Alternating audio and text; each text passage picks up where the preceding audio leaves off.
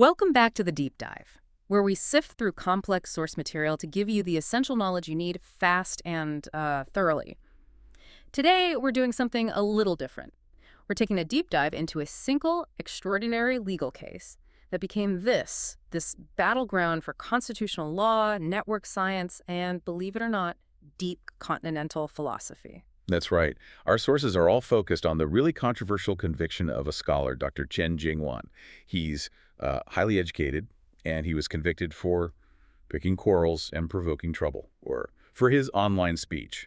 And we're talking about things like retweeting and commenting, right, on a foreign platform. Exactly. Over 3 years, from 2019 to 2022. So our mission today is to go beyond just the legal facts and really try to understand, using the frameworks in our sources, how things like knowledge and language and power all intersected to produce this stunning judgment. And here's the key fact you need to hold on to for this whole discussion. This is not some abstract debate. It's a finalized legal case. Dr. Chen was sentenced to 1 year and 8 months. And that conviction was upheld. It was upheld in the second instance, which makes it a definitive action taken by the state. So let's just jump right in. Part 1.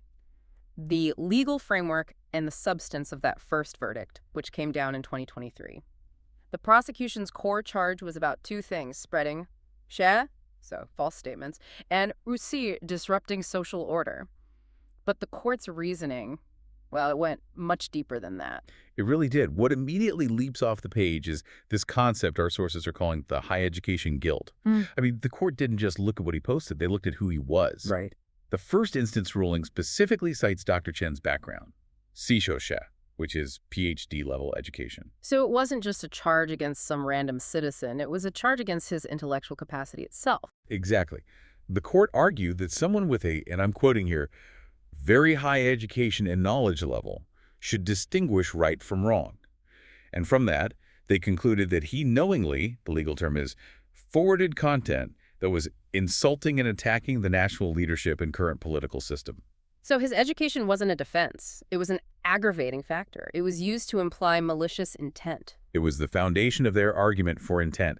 He was convicted under Article 293 of the criminal law, and his intellect was, in a way, Exhibit A. That's just a fundamental reversal of logic, where your expertise becomes evidence of your crime. And this is where the procedure around the verdict gets really interesting, because the sources point to some pretty big red flags. Well, the procedural elements are, Yeah. well, they're highly concerning. According to our sources, the initial trial was, call me, so unpublicized. And there were serious allegations that the defense was prohibited from fully presenting its case, that family members were excluded. Okay. And then he appealed. He did. He filed his appeal, citing major factual disputes. But the second instance ruling upheld the conviction with an osuk, which means no open hearing was held. Wait. If the defendant is disputing the facts of the case, if he's saying the consequences you claim didn't happen, how can an appeals court just skip the hearing? Isn't that the whole point of an appeal? To debate the facts? That is precisely the point that legal scholars in our sources are highlighting. By bypassing an open hearing, the court effectively refused to engage in a public adversarial debate about the merits, the scientific or factual merits of Dr. Chen's defense. It made the whole process opaque. Completely. And substantively, the court made it very clear what the real crime was. They didn't just focus on provable falsehoods or verifiable public damage. They explicitly treated the content's political nature, the fact that it was esipasishu, as the key element of the crime. So the political critique wasn't a side effect of the alleged crime. It was the crime. Precisely. That political nature was just deemed sufficient on its own to constitute disruption of social order, regardless of any actual, physical chaos. That sets the stage perfectly for part 2, because Dr. Chen's defense, which he had to articulate under these extreme constraints, was frankly brilliant. It was a multidisciplinary masterclass designed to systematically dismantle the crime's 3 necessary elements: action, intent, and consequence. It was incredibly methodical. And for you listening, this is the key takeaway, because it shows how this kind of high-level academic thought tries to push back against systemic power. So he tackled the components one by one: the content, the harm, and then his own state of mind. Let's start with the action, the content itself, which the state labeled rumors. How did he argue that what he posted just wasn't a rumor? Well, he argued that the prosecution was making a semantic category mistake. He broke down his posts systematically. He said some were artistic works, like the Two comic, others were subjective emotion, and some were rational, theoretical discussions, like academic articles. The point being, none of those are verifiable factual statements. That's a fascinating way to put it. If I draw a political cartoon, you can't really say, that cartoon is factually false. It's an expression, an argument. It's not a news report. Exactly. It operates in a different semantic domain. Hmm. Asking if a philosophical viewpoint is true or false is like asking if the color blue tastes like Monday. It's just the wrong question. And so, he argued, that kind of speech can't logically be criminalized as a rumor. And he also pushed back on this idea that he had an obligation to fact-check everything, didn't he? He did. He argued that a private citizen doesn't have the ability or even the legal obligation to professionally verify every single thing they retweet, especially when some of it came from sources like, say, official statements from foreign consulates. He kind of flipped the logic and said that massive-scale fact-checking is the state's specialized duty, not the private citizens. That's a bold argument. Okay, let's move to the second element, the consequence. The court said his actions caused severe chaos.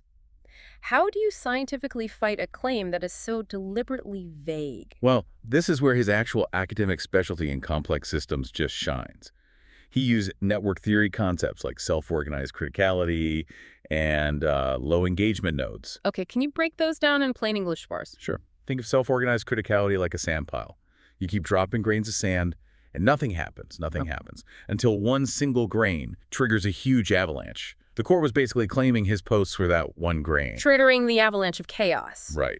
But Dr. Chen countered this by proving his account was what's called a low engagement node. It had fewer than 100 followers. Interaction was almost zero. So he argued that based on the sort of physics of social networks, his account was just too small, too isolated to ever trigger that kind of avalanche. Exactly. He used science to show that his account was physically incapable of causing the system-wide collapse the state was alleging. He even pointed out that the post stayed online without causing any chaos, which was like a real-world natural experiment that disproved their core claim.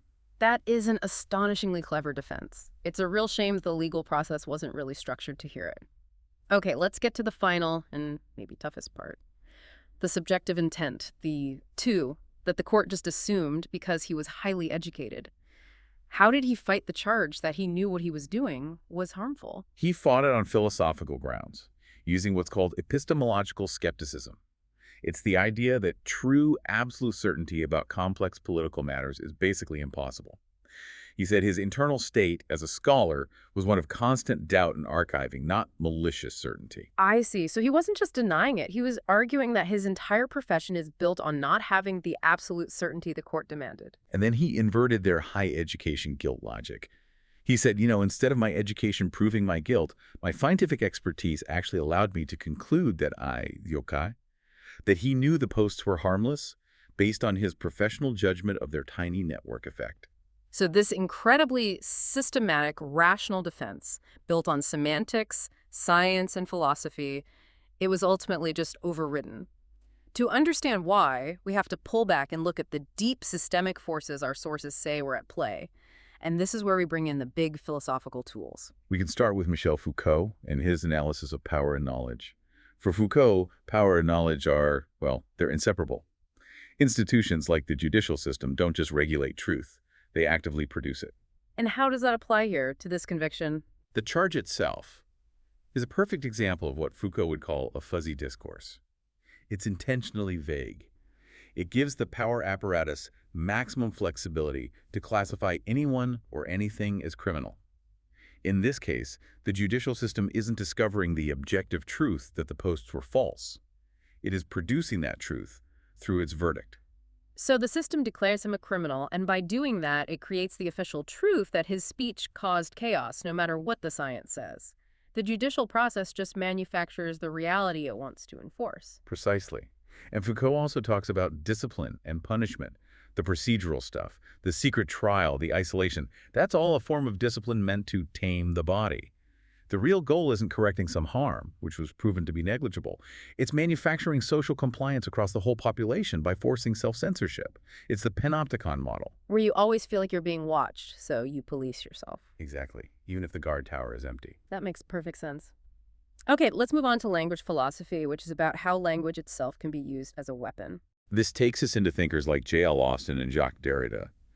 Dr. Chen's defense was operating in the, let's call it the academic inquiry language game. He's seeking rational understanding. But the court just violently imposes the rules of these state stability language game. And the moment the judge says guilty, that's a powerful performative utterance. A performative utterance. That's a fantastic term. For you listening, that means saying something is the act of doing it. Like a minister saying, "I now pronounce you married." The words create the reality. Yes, the court's proclamation wasn't a description of reality. It was the creation of a new legal reality. By simply saying, "You are guilty of causing severe chaos," the judge creates the official fact of the crime, regardless of whether the underlying evidence holds up. So it's what our sources call semantic violence. Absolutely. It's a meaning blockade, a kind of tyranny over words. The state gets a monopoly on the definition of terms like false and chaos, and it blocks any other meaning from even entering the discussion. And finally, let's use Habermas to look at the process of communication itself. This might be the most devastating critique of all. Jürgen Habermas helps us distinguish between two ways people act. There's communicative action, which aims for a mutual understanding through rational dialogue, and strategic action, which aims for a predetermined goal using power. Okay. Dr. Chen's detailed evidence-based defense was a masterclass in communicative action. He was saying, let's look at the evidence together and come to an understanding. But the judicial system responded with strategy, not dialogue. Precisely. It met him with pure strategic action, achieving the predetermined goal of conviction. The sources highlight the prosecution's attitude, which basically boiled down to, I think it's a rumor, so it is, and I won't verify it. That, plus the alleged command to shut up, answer yes or no, shows the structural destruction of the ideal speech situation. So the court wasn't just rejecting his arguments, it was rejecting the entire mode of rational engagement. It was abandoning communicative rationality altogether. It replaced the logic of understanding with the logic of coercion. Habermas would say that the administrative state, the system of power, has effectively colonized the life world, that space of shared culture and rational debate. Wow. That is a staggering conclusion. It really links all three of those threads together. A brilliant defense based on science and philosophy is just systematically overridden by a power structure that refuses to debate, manufactures its own truth, and uses language as a weapon. And that's the ultimate warning here. The case shows that when law lacks transparency and refuses rational debate, that's the Habermasian breakdown. And when power gets to define its own truth, that's Foucault, the judicial process stops being about justice. It becomes a sophisticated machine for implementing discipline and semantic violence. And Dr. Chen's defense, which our sources mentioned, included extensive blood writing from jail as an act of resistance. That wasn't just a legal maneuver. It was this profound struggle for the right to define his own subject position. To be a scholar of doubt, not a criminal defined by the state. A battle for the self, really. So what does this all mean for you listening to this, trying to navigate your own world of information? The sources seem to emphasize that the most dangerous form of power isn't the one that forbids you from acting. It's the one that forces you to internalize the gaze and become your own self-censor. So the question for you is, does knowing the philosophical frameworks behind this kind of process empower you to better recognize and maybe resist the subtle pressures towards self-censorship in your own life and work? A question worth thinking about as you reflect on who really controls the categories of truth and falsehood in our world today. That's all we have time for. Thank you for joining us on this deep dive. We'll see you next time.